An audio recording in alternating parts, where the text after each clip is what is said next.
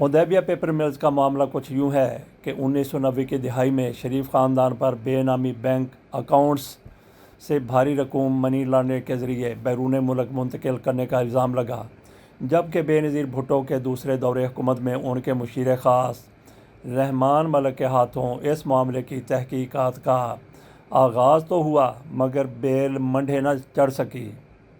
Hudaibiya paper मिल के नाम से बाज़ाब्ता रेफरेंस सबक फ़ौजी हुक्मरान जनरल परवेज़ मुशर्रफ के दौरे हुकूमत में साल 2000 में दायर हुआ। गिरफ्तार इसहाक डार रेफरेंस में पहले मुलज़म और बाद में वादा माफ़ गवाह बन गए।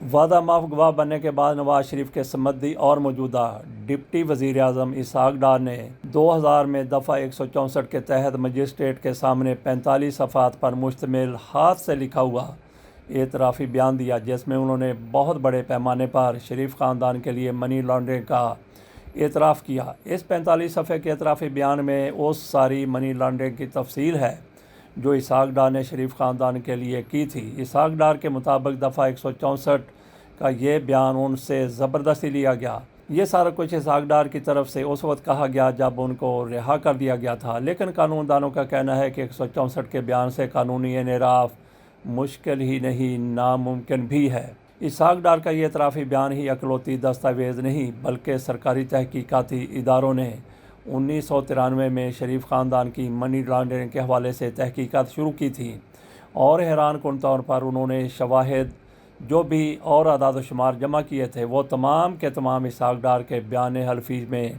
मौजूद थे। दफ़ा 164 का बयान क्या है?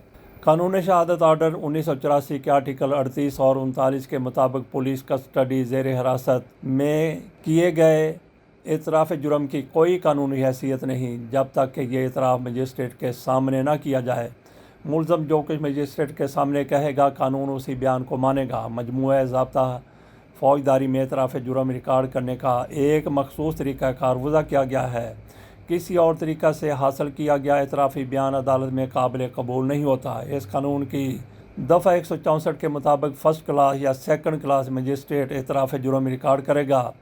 मुलज़म का बयान रिकॉर्ड करने से पहले मजिस्ट्रेट उसे बताएगा कि वो इतराफ़ जुर्म करने का पाबंद नहीं। अगर वह ऐसा करेगा तो ये बयान उसकी सज़ा का मूजब बन सकता है। मजिस्ट्रेट मुलज़म को बताता है कि उस पर किसी किस्म का कोई दबाव नहीं है, वो चाहे तो इतराफ़ जुर्म से इनकार कर सकता है। पूरी तसल्ली के बाद ही मजिस्ट्रेट मुलज़म का बयान रिकॉर्ड करेगा।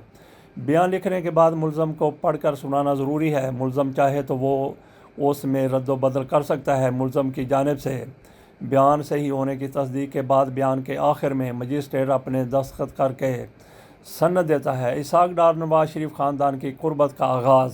इसहाक डार शरीफ ख़ानदान के करीब उस वक्त हुए जब उन्होंने 1991 में पहली हजवेरी मुज़ाहरबा कंपनी बनाई। शरीफ ग्रुप और सहगल ग्रुप उनके पहले गाहक बने। इससे पहले 1990 में इसहाक डार की मुलाकात शहबाज शरीफ से उस वक्त हुई जब वो चैम्बर ऑफ कॉमर्स के सदर थे। साबिक़ वज़ीर आज़म नवाज शरीफ पर इल्ज़ाम है कि उन्होंने अपने काले धंधे को सफ़ेद करने के लिए 1992 में इकनॉमिक रिफॉर्म एक्ट मुतारफ़ करवाया। इसहाक डार ने भी अपने बयान में उस एक्ट का हवाला दिया है कि नवाज शरीफ ने मुझे कहा था, फ़िक्र न करें, हम ये एक्ट ला रहे हैं, आपको कोई कुछ भी नहीं कह सकेगा। हुदैबिया केस में कब और क्या हुआ?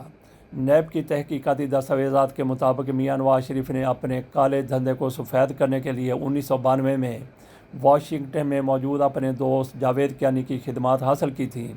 अगस्त 1992 में जावेद कियानी ने मोहम्मद रमज़ान, सलमान ज़िया और असगर गनी के नाम से हबीब बैंक एजी ज़्यूरिख में 3 जाली अकाउंट खोले। तीनों अकाउंट गैर मुल्की करेंसी के थे और उनमें इब्तदाई डिपॉज़िट $300 से भी कम था। दस्तावेज़ात बताती हैं कि ये जाली अकाउंट बज़ाहिर बाहर से पैसा वापस लाने के लिए बनाए गए थे ताकि बाद में उस पैसे को कोलेटरल यानी ज़र ज़मानत रखवा कर शरीफ ख़ानदान की कंपनियों को कर्जा दिलवाया जा सके। यूं मनी लॉन्ड्रिंग करके गैर कानूनी तरीके से मुल्क से बाहर भेजा गया पैसा कानूनी तरीके से शरीफ ख़ानदान को वापस मिल गया। ये तीनों अकाउंट जाली शनाख्ती कार्ड इस्तेमाल करके बनाए गए थे। बाद में इन अकाउंट्स में चेक और कैश की सूरत में 37,94,000 $762 जमा करवाए गए और उसके एवज लाखों डॉलर के बैरियर्स सर्टिफिकेट जारी करवाए गए। नवाज शरीफ के साबिक़ बिजनेस पार्टनर और फर्स्ट कज़न मियां सिराज ने भी 1994 के अपने एक ख़त में इस सारे वाक़े का जिक्र किया है और ये सब कुछ इसहाक डार के एतराफ़ी बयान में भी मौजूद है। दस्तावेज़ात के मुताबिक उसके बाद लंदन की काजी फैमिली के लिए 3 मज़ीद अकाउंट्स खोले गए, जिनमें काशिम मसूद काजी और नुज़हत गौहर काजी के नाम पर बैंक ऑफ अमेरिका लाहौर और सिकंदर मसूद काजी के नाम पर सन्नी बैंक लाहौर में खोला गया। इन अकाउंट्स का जिक्र भी इसहाक डार के एतराफ़ी बयान में मौजूद है। इसहाक डार के एतराफ़ी बयान के मुताबिक 1992 में नवाज शरीफ ने उनसे रब्ता किया और 100 मिलियन रुपए कर्ज़ की दरख्वास्त की, जो मेरे मुजारबा से उनको दी जानी थी। जब मैंने कोलेटरल मांगा तो नवाज शरीफ ने कहा कि वो फॉरेन करेंसी फंड कोलेटरल की शक्ल में देंगे। इसहाक डार के मुताबिक नवाज शरीफ ने उनको काजी ख़ानदान के 4 अफराद के पासपोर्ट की कापियाँ फराहम की और कहा कि इन अकाउंट्स को आप ऑपरेट करेंगे। इसहाक डार के मुताबिक 4 में से 2 अकाउंट सिकंदर मसूद काजी और तलत मसूद काजी के नाम पर थे जो उन्होंने खोले। बाकी 2 अकाउंट्स हजवेरी मुजारबा के डायरेक्टर नईम ने खोले। ये दोनों अकाउंट नुज़हत गौहर और काशिम महमूद काजी के नाम पर थे। इसहाक डार के मुताबिक 2 अकाउंट मेरे और 2 डायरेक्टर नईम के दस्तखत से चला करते थे, जबकि उनके लिए अहकामात बराह रास्त नवाज शरीफ और शहबाज शरीफ से आते थे। इस एतराफ़ी बयान में एक 5वें अकाउंट का भी जिक्र है जो सईद अहमद के नाम पर था। सईद अहमद को इसहाक डार ने अपना करीबी दोस्त और साबिक़ा बिजनेस पार्टनर बताया था। यही Saeed Ahmed State Bank of Pakistan में डिप्टी गवर्नर के ओहदे पर फायज रहे और ये ओहदा उन्हें इसहाक डार के वज़ीर ख़जाना बनने के बाद दिया गया था। छठा अकाउंट उनकी बीवी के भांजे मूसा गनी के नाम पर था। इसहाक डार के मुताबिक सईद अहमद अपना अकाउंट खुद चलाते थे, जबकि मूसा गनी का अकाउंट वो चलाते थे और उसके बदले जितना कर्जा लिया गया वो सारा शरीफ ख़ानदान को दे दिया गया। उनके अलावा भी ऐसे अकाउंट चलाए जाते रहे जिनके बदले कर्जा लिया गया। शरीफ ख़ानदान के ख़िलाफ़ बरतानिया में अल तौफीक इन्वेस्टमेंट बैंक का केस चला। बरतानवी अदालत ने बरतानिया में मौजूद नवाज शरीफ की प्रॉपर्टी को इस केस से नत्थी कर लिया, जिसको छुड़ाने के लिए शरीफ ख़ानदान ने उस दौर में 32.5 मिलियन डॉलर अदा किए और पनामा लीक्स के हवाले से नवाज शरीफ और उनके बेटे हुसैन नवाज उस प्रॉपर्टी को 2006 में ख़रीदने का दावा करते रहे हैं।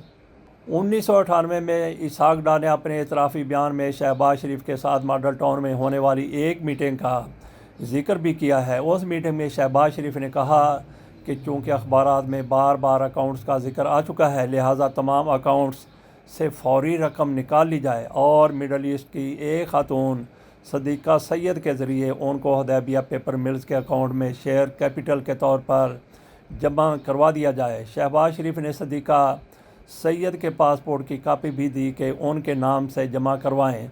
उसके बाद 37 और 29 लाख डॉलर उनके नाम से भेजे गए। साबिक़ वज़ीर आज़म नवाज शरीफ ने एटमी धमाकों के बाद सारे मुल्क के फ़ॉरेन करेंसी अकाउंट मुंजमद करवा दिए, लेकिन मुबैना तौर पर उन्होंने अपने फ़ॉरेन करेंसी अकाउंट बचाने के लिए फ़ौरी तौर पर उनमें मौजूद डॉलर्स को 46 रुपये की कीमत से तब्दील करके, जो डॉलर की असल कीमत से ज़्यादा थी, उसी अकाउंट में जमा करवाए। इसहाक डार के मुताबिक उन रकूम से उन्होंने बाद में अपने कई कर्ज़े वापस किए, जिससे साबित हुआ कि ये काजी ख़ानदान की नहीं बल्कि उनकी अपनी रकूम थी।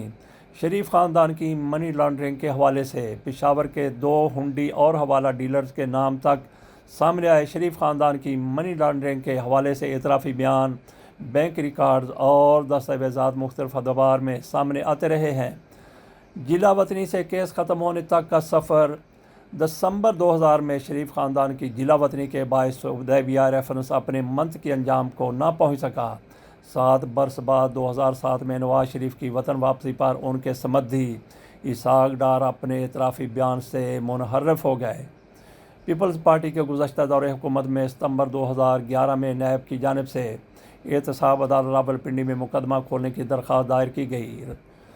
दरख्वास्त दायर हुई तो शरीफ ख़ानदान ने रेफरेंस को लाहौर हाई कोर्ट के रावलपिंडी बेंच में चैलेंज कर दिया। 2012 में लाहौर हाई कोर्ट के 2 रुकनी बेंच शरीफ ख़ानदान की दरख्वास्त पर इख्तलाफी फ़ैसला दिया।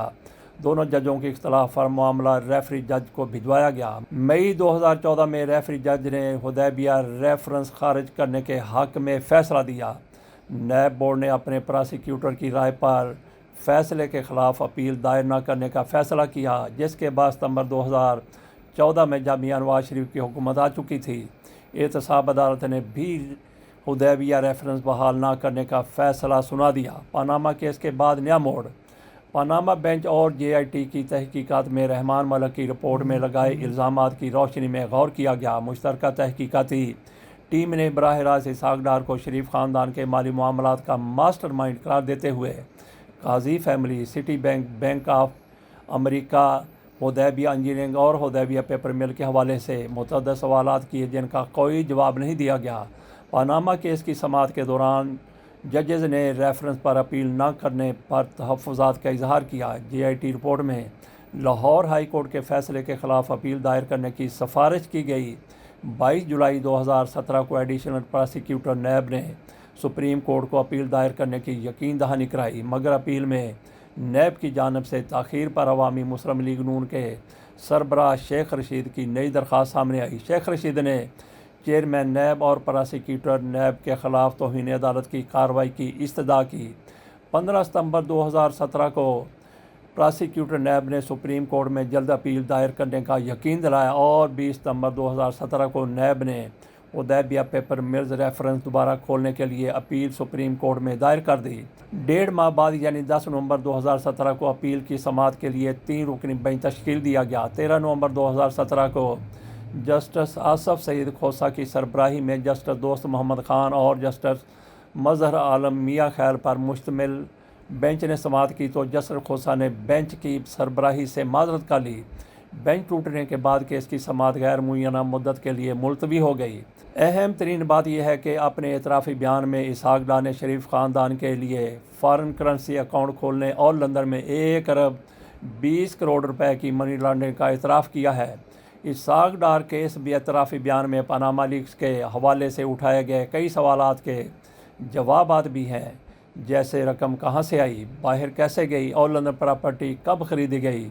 सियासत के तालिब इल्मों के लिए बात दिलचस्पी से खाली नहीं कि हुदैबिया पेपर मिल्स रेफरेंस में मियाँ शरीफ, नवाज शरीफ, अब्बास शरीफ और उनकी अहलिया सबिहा अब्बास, हुसैन नवाज, हसन नवाज और मरियम नवाज तो मुल्ज़मान नामजद हुए ही, लेकिन इनके अलावा पनामा के हंगामे से बच जाने वाले शरीफ ख़ानदान के दीगर अफराद जैसे शहबाज शरीफ, उनके साहबजादे हमजा शहबाज और शरीफ बरादरान की वालदा शमीम अख्तर भी मुल्ज़मान में शामिल थीं। ये तहरीर थी मोहम्मद फ़याज़ राजा की, जो डॉन न्यूज़ में शाया हुई। मगर हुदैबिया पेपर मामला यहीं ख़त्म नहीं होता।